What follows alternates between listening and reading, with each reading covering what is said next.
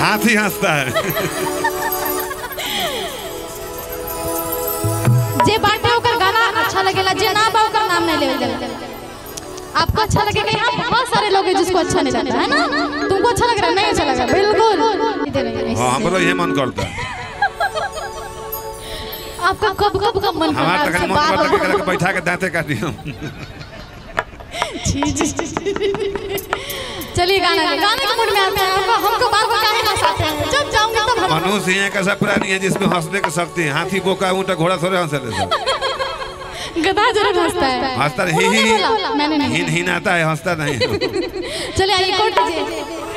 हाथी हंसता है। जे बाटे ओकर गाना अच्छा लगेला, जे ना बा ओकर नाम नहीं लेवल जाला। आपको अच्छा लगेगा? यहाँ बहुत सारे लोग हैं जिसको अच्छा नहीं लगता है ना। तुमको अच्छा लग रहा है? नहीं अच्छा लगा? बिल्कुल। टॉप क्लास गा रहे हैं आप, यहाँ बस खड़ा होकर सुनते रहिए, ठीक है? आपके लिए टॉप क्लास का ही गाऊंगी। पहिया पकड़ के धरे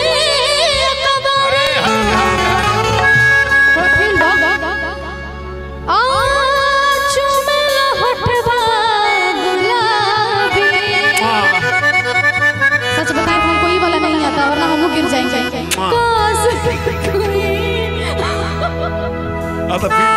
तो फिर दे मेरे तो हम फिर लेते नहीं कहते मेरे आप डेंजर वाला चूमेला होठवा के लाल पे चूमी ना हम फिर लेते हैं। अरे बाबा बाबा भैया पकड़ के धरे कबारे और भाग गई का। आइए ना अभी खड़ा हो जाइए। आइए कोशिश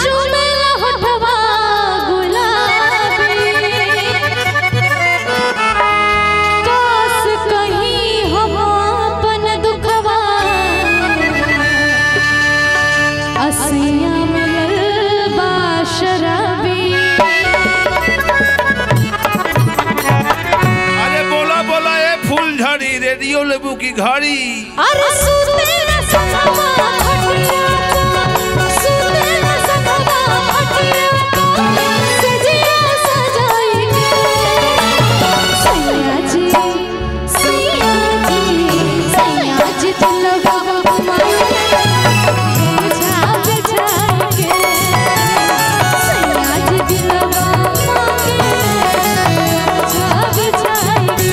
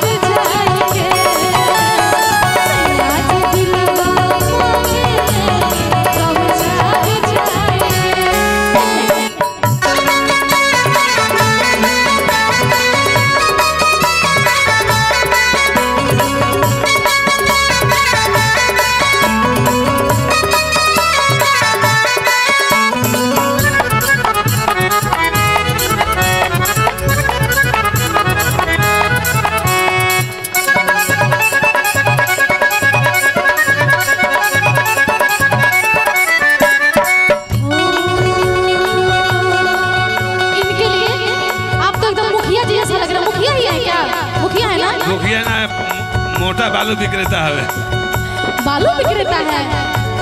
बालू बालू घरे काम लगे ऐसन जुल्मी से मोर मंगिया टिकाल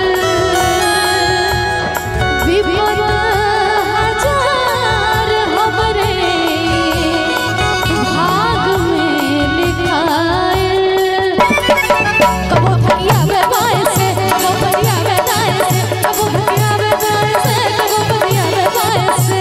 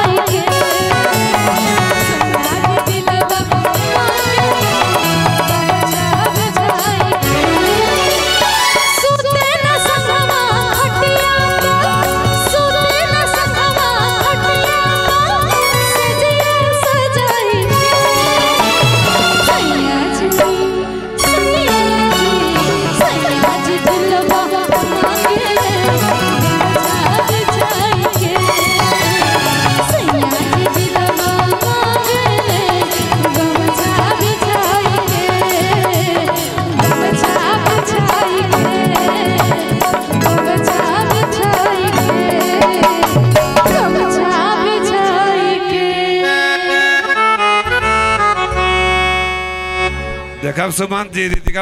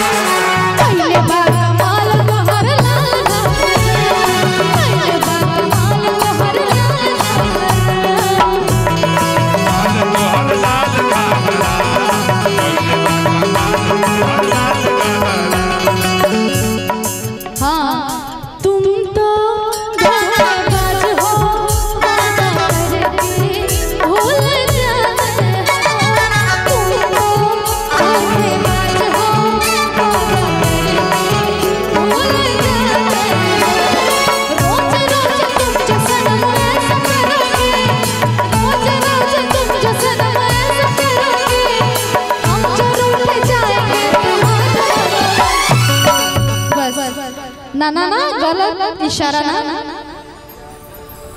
गलत। वहाँ तमाम लोग बैठा है लेकिन वही इशारा कर रहे हैं। संस्कार का प्रभाव। नहीं नहीं नहीं नहीं प्लीज कहाँ गए? ऐसे को उनके ज्यादा बुझाता है।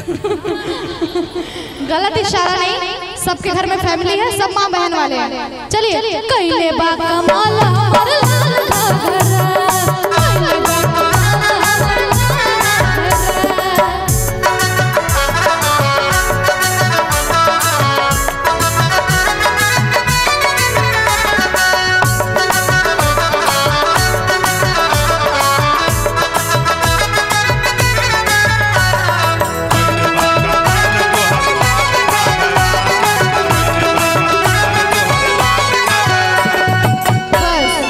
हमर रीतिका तू तो इतना सुंदर बाड़ू बस